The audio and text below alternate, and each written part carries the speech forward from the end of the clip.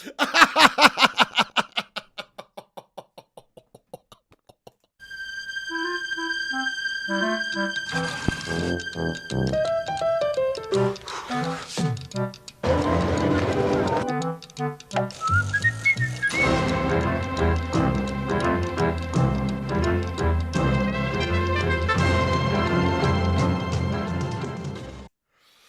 guys, good morning everybody. How's it going?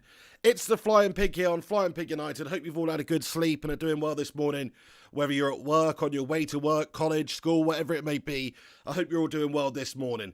Let's get into it. Let's just take another moment. I hope you enjoyed that little intro, but let's just take another little moment just to have a little laugh at Chelsea and Leicester. Oh.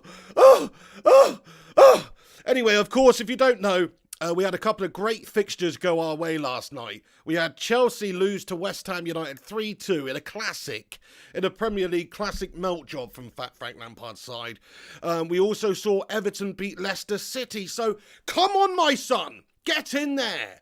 We are literally going to finish top four now. We literally are. They've melted it away. Lampard's melted it away. Get in there, David Moyes. David Moyesy. Do you know what? If he keeps this up, he might just be in line for next United manager. Oh my days, what a fantastic turn of events that was yesterday anyway. Of course, Leicester and Chelsea both dropping the points there, both teams that are above us. And the top four was looking debatable. It was looking questionable before those couple of fixtures happened. Even with United in such great form and doing such great things and looking so good, you know, with Bruno in there and Pogba coming back into the mix and Greenwood, this new future star, being given that right mid spot. I mean, it's looking great, but it's looking even better now because I genuinely believe that United are going to finish top four now based on what we've seen, based on what fixtures are left for all the remaining sides. So get in there, my son. I hope you're all doing well. Josh Healy, Gungshi's in the house. How you doing, mate? Josh, first class game or what's crack-a-lacking, my son? Ultra Whizboy, Scruffulous Beast, Legend, GDU, Nafy Gaming, Legend, Craig Herbert, James Price, DJ Fergus, everybody else. Thanks for watching me. Let's get into it then. So why are United going to finish top four? Well, not only do we have the momentum with us, not only do we look better than a lot of the teams that are fighting for those spots right now. I think the only team that looks, you know, in as good a form of us is actually Wolves. Like Wolves under Nuno, they're doing some insane things at Wolves. They look like a great team. So I would actually almost favour them finishing above Leicester or Chelsea or some sort of combination. But let's have a look into it then, lads and lasses. So my reasons behind it, I want to have a look at the remaining fixtures that Manchester United have in the league and then just compare that to the remaining fixtures that Leicester have and that Chelsea have. So Manchester United, we've got Bournemouth. Bournemouth got smashed up 4-1 to shit in Newcastle United, mate. Newcastle United, Mike Gashley's Gasharamas beat Bournemouth at home at the frickin' whatever it's called, the Vitality. It's not much Vitality going on there at the moment. But at the Vitality, they beat them 4-1. Bournemouth, they're going down, son. They've squashed the Cherries big time there. They need to show some cherries, but hopefully it's not going to be against us. I don't think it is. I just think they look too damn piss poor at the moment. You know, I really do. I think Bournemouth, we're going to batter them. Could be 5-0. Based on what we've seen anyway. Obviously, you never know. Styles make matches and all that good stuff. We'll see. But Bournemouth looks shocking. Then we've got Aston Villa away from home. Okay, you know, they did all right against us last time. Tough game. Jack Grealish there, whatever. But we're going to batter them, aren't we? Come on, this United side, the way we are at the moment with the players we've got, Bruno, Pogba, Martial looking better, Rashford in form, Greenwood, you know, I'm sure we're going to beat Aston Villa. Then we've got Manchester United versus Southampton on the 13th of July. Come on, we're going to batter them up. Then we've got Crystal Palace away from home on the 15th of July. Pfft. Come on, Mrs. Doubtfire, Roy Hodgson. He's not getting the better of us there. Then we've got West Ham United on the 18th of July at home at Old Trafford. You'd expect us to bash them up. Then Leicester City. The final game of the Premier League campaign is the biggest, isn't it?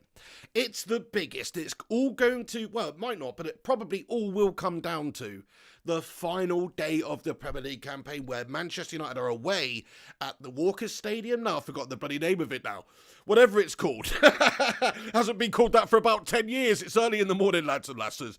But anyway, We're going there to the shithouse stadium, and we're probably going to have everything to play for going into the last game of the season like that. So I think it's going to be a massive, exciting end finale to the season, and hopefully Manchester United are going to come out on top. Of course, in between that, we do have that semi-final against Chelsea in the FA Cup, but it doesn't make a difference in the league. Now, if you look at that favourable run-in, Bournemouth, Villa, Southampton, Palace, West Ham, and Leicester, you'd expect Manchester United to pick up near maximum points from that. Now, I know football's not always like that. There probably will be one sort of upset along the way, but there probably will be for some of the other teams as well.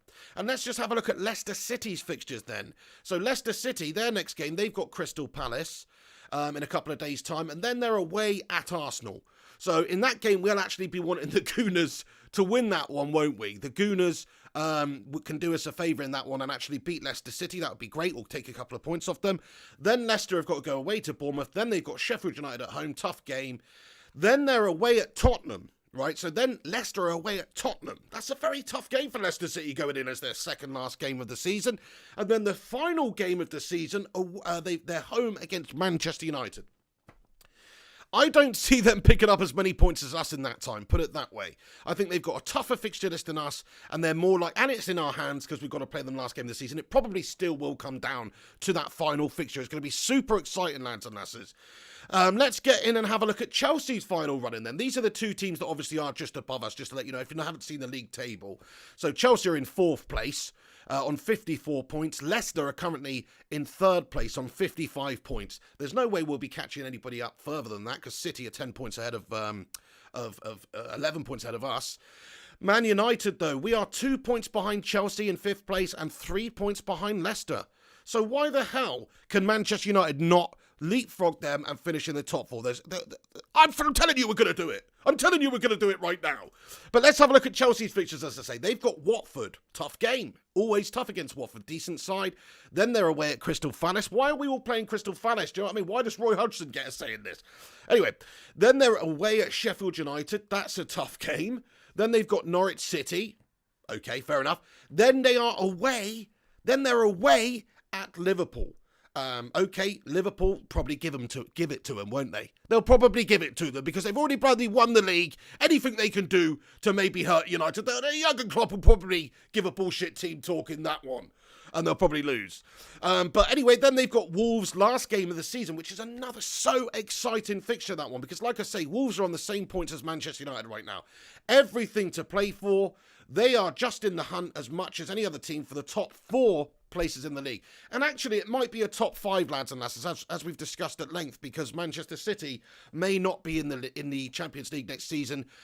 Supposedly, UEFA's banned them from the competition for a year or two. It's like, is that going to come into effect, or is it going to peter out? Is it going to be delayed? Are Manchester City going to wrap the whole thing up in red tape and go through the court system and all this stuff, and it will just take absolutely ages? So we can't guarantee that. We've got to finish top 4.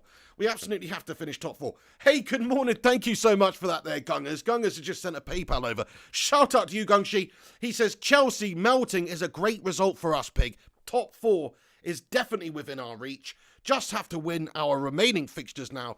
Get in there, my son. I totally agree with you, Gungshi. Thank you so much for that, mate. And hope you're doing well today. Yes, I fully agree with you. It's in our hands now. It really is, because we do have Leicester last game of the season, because we do have an easier fixture list than the other sides do. We've got an easier fixture list, so there's no good reason why we shouldn't be doing that and winning the league. Just before we get into your comment section, lads and lasses, thank you so much for joining me on the Pig Breakfast this morning. I hope you're enjoying these shows. If you do enjoy them, show your support by twatting that like button and also giving it a share on Twitter, whatever social media you can. That would be sensationally awesome. So thank you very much for all those that do that. Shout out to you all for getting in here. Early bird catches the worm and all that good stuff. I can't believe I'm actually up at this time. Like, my body clock's normal for a change. What's going on there? What is actually happening? Hey, Eagle, Mrs. P's in the house, MBG. Shout out to all you guys getting in here. Yeah, Eagle getting in here with the Crystal Palace support then. He says everyone has to go to the Selhurst Junction. Very true. It's going to be interesting, isn't it? Crystal Palace are going to have a big say in who finishes top 4 there. So, potentially. My personal opinion is they'll get battered in all 3 games. Oh! Right, okay, in other news then, before we get into the comments, lads and lasses, Angel Gomez has left Manchester United, officially left. He's no longer a Manchester United player. That is gashtastic. Is it that gashtastic? Not really. But it's still pretty gashtastic. I'm not happy about it because, look, we've developed him for years. He is a good young talent. He probably is going to have a pretty decent future ahead of him. Maybe he's not going to be Cristiano Ronaldo, but he could be like, I don't know, a Wilfried Zaha level player. And that's a good player. And we have missed out, I think, on keeping him in there. And in a way, I think the club have actually got this one wrong. Look, it's easy to say he's not been good enough. He's not featured that much. He's not looked that good when he's been thrust in the first team, which is all true, to be perfectly honest. But he wasn't given that many games. Solskjaer's elected to play that pigeon, Jesse Lingard, in front of him, cooing around the gaff, doing nothing. And he could have been given those chances to Angel Gomez. So I don't really blame Angel Gomez. It's not like Angel Gomez doesn't want to play for United. I think he does want to play for United. I think it's just clear to him that he's not going to be playing for United for a long time. And as a 19-year-old, somebody who is in an important part of their career where games are important, experience is important, maybe it would benefit him to go somewhere else. But there you go. Angel Gomez is no longer a United player. It's a big shame. And it's not a good look for us developing these good young talents just to let him leave for nothing at the end of it and then go, we've done all the hard part effectively. I hope he doesn't sign for an English team, but let's just say he did. Let's say he did sign for Chelsea or Arsenal or somebody ridiculous like that. It's not going to be great, is it? And hopefully that's not the case anyway. Right, let's get into your comment section, lads and lasses. What do you think about the Angel Gomez situation, and what do you also think about Manchester United's chances for getting in the top four? These are the two main talking points of the day. The sizzling sausage, piggly sizzling sausage, was United's top four hopes, and then the little side piece of bacon or whatever was the Angel Gomez news. Gungshi says it's a shame Angel left. Yeah, I do think it is a shame. He was a good young player. He's only 19. He could have progressed into a very good player. And in a way, like I said, I think Solskjaer and I think the management actually have got it wrong. Because it's easy to say in hindsight, but if you'd have played Angel instead of Lingard every single one of those games, it would have only benefited us. There's no way that a player can perform worse than 0. Do you know what I'm saying? So he wouldn't have been worse than Jesse Lingard. At the very least, he'd have been the same level of gashness as Jesse Lingard, but probably better. And probably would have learned from the experience and actually enjoyed getting the game time. Excuse me. Josh Healy says we could have got at least 10 million for him. We could have got more than that, I think, Josh Healy, if we'd done it a year ago. I agree with you. I think he's a good young talent, mate. I think it's a bit of a nightmare the way we've done it.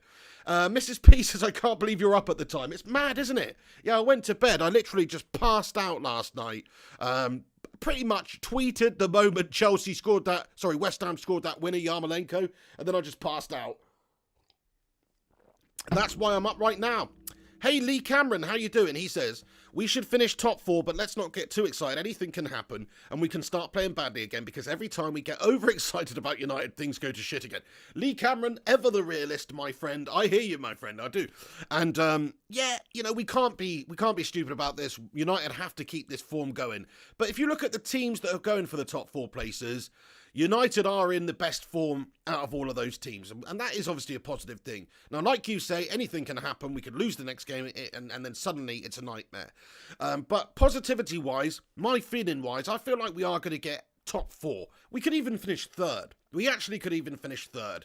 So I think we've got everything to play for there. It's in our hands at the end of the day. If we smash Leicester City up and win every other game, it's in our hands. Come on then. Thulani Bukhani says we should have let Lingard go instead of Gomez. 100% agree with that. Still don't understand why Ole Gunnar Solskjaer is playing Lingard. That's my only real criticism of him at the moment. Look, there's nothing wrong with criticising somebody at your football club if you think they're doing something wrong. And previously I've done that with some of Solskjaer's selections. I haven't really done it recently because he's been doing a great job. He really has been doing a great job. And previously, you know, maybe we didn't have some of the players there. But I do think his support, if that's what you want to call it, of Lingard, playing Jesse Lingard repeatedly, is completely unfounded. It makes no sense. He's bloody garbage. He's seen him time and time again. I thought before lockdown there was one game where he started him, half-time, and he's basically ripped him off the pitch. I think it was just after half-time, and he's had a right go at him, and he said, you're shite, Jesse. What are you doing for this team? You're doing nothing, pal. You're not doing what I'm telling you to do. You can actually see him saying this to him. Well, not you know, verbatim. But you could see Ollie telling Lingard these things, and then he didn't play him for a long time after. And I thought that was it for Lingard at United, but no, Solskjaer keeps selecting him, don't really get it. GDU Navy Gaming says 15 games unbeaten. It's not going to happen. So yeah, he thinks we're in great form as well. I do think we're going to finish top 4. We'll see. Eddie A comments he never got enough chances, but having said that, I never saw anything special in that kid.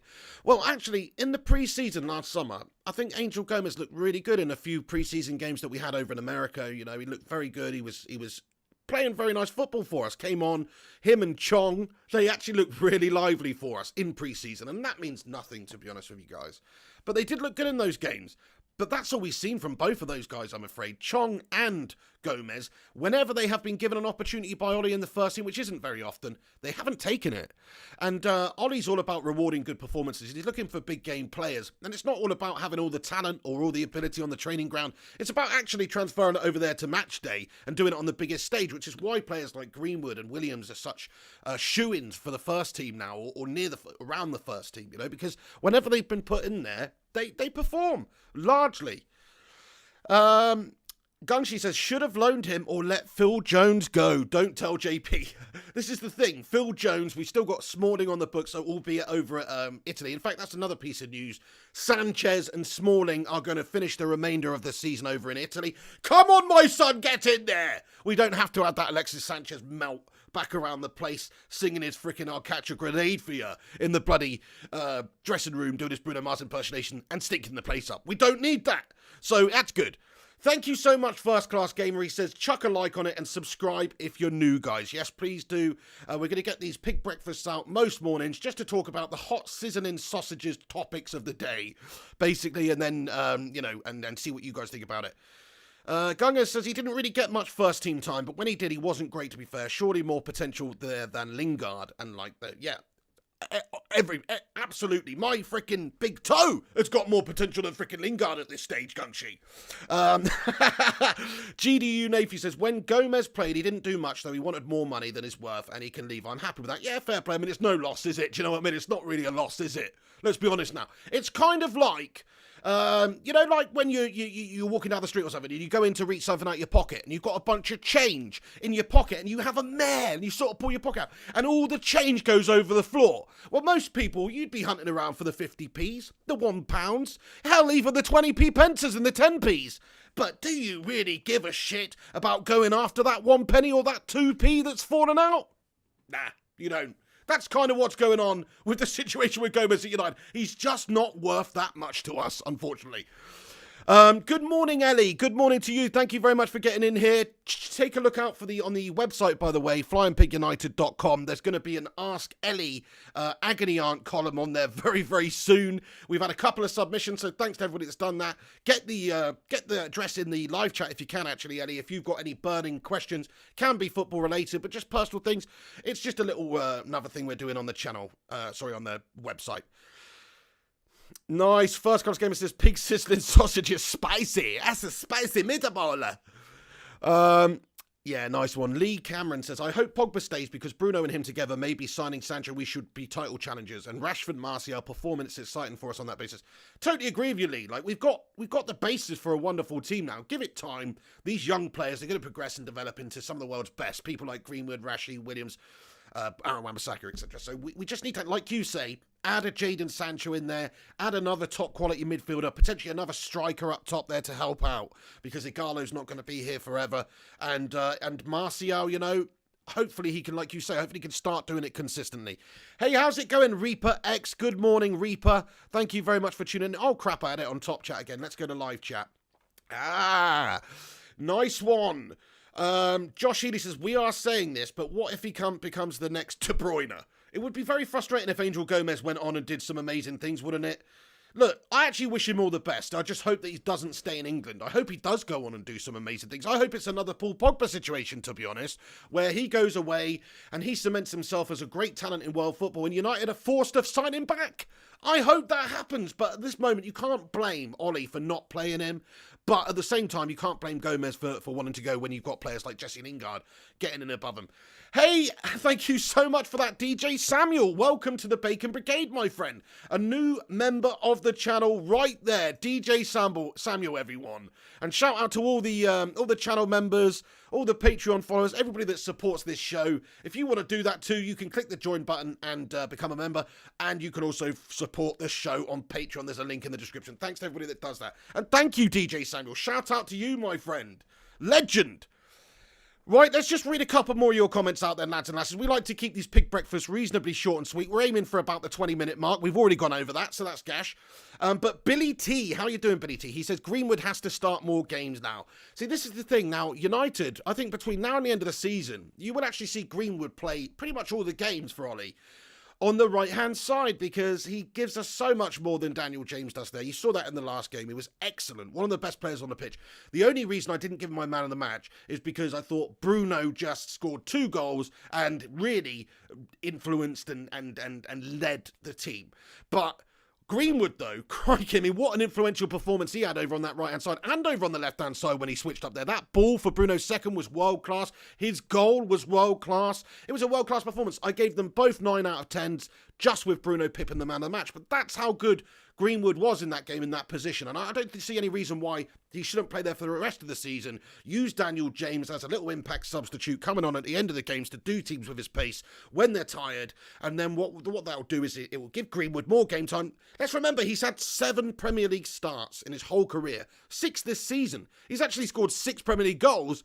But he's come on a lot as a substitute and stuff like that. But he's not had a lot of game time for Manchester United, really. Like, this is the time now, I agree with you, where Greenwood should be given the mantle to play over on that right-hand side for the rest of the season. He's good enough. He is good enough. Not only is good enough, but he's amazingly good for somebody that age. And if you give him the experience, give him the time, give it a couple of years, he'll be one of the world's best. I fully believe that. If you think about how good an 18-year-old he is, he's right up there with any of them. You know, I remember Rooney when he was an 18-year-old. He was absolutely insane. To be honest, maybe Rooney, I don't know. Rooney was so physical, maybe he had a little bit more at that stage. But I think Rooney had more than Messi and Ronaldo at that stage. So you can call me a twat if you want. I know that didn't work out, and Messi and Ronaldo went way above what Wayne did, to be fair, in terms of world football. But I still think at that point, when they were physically underdeveloped, I think Rooney was the best of the bunch. And you have to go back to like Michael Owen before there's another English teenager in that, you know, in the forward that's that effective and so good. So we see it's early days. Look, I'm not comparing him to Michael Owens playing it week in, week out for Liverpool for seasons, but I'm just saying I think he's going to be right up there in the future potential Ballon d'Or winner. Come on, my son. Right, let's read a couple more of your comments out. Ice Queen Gaming, one of the Bacon and Egg Brigade members. How are you doing? Good morning to you, Dawn. KDTV, what's going on, KD? He says, Pig, from 1 to 10, do you think we are going to sign Sancho?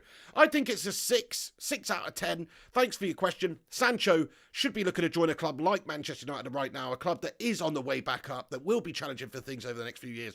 And more importantly for him individually, a club that's going to give him the game time. And if he goes to City, if he goes to Liverpool, Barca, Real, any of these teams, he's not guaranteed that game time because they've got such great experienced players there already. And he's only 19, 20 himself. So think about it. I think United's a good fit, but it does depend on a few factors. Are we prepared to pay the money? Do we have the money to pay? Are we servicing our debt? Are Woodward and the Glazers complete scumbags? I think we kind of know the answer to that, but will they be prepared to pay the money? That's the biggest question to me. Right, nice one. Thank you, Mrs. P. She says, keep up with the pig breakfast, Mr. P. Thank you very much. I certainly will try. If you guys enjoy this and you want me to keep doing them, let me know. Come back after this video is finished and comment. Let me know. Give me your thoughts on Angel Gomez, on Chelsea, Leicester, United top 4. Come back and let me know you want me to keep doing these pig breakfasts, and I will. And also smash a thumbs up on it, lads and lasses.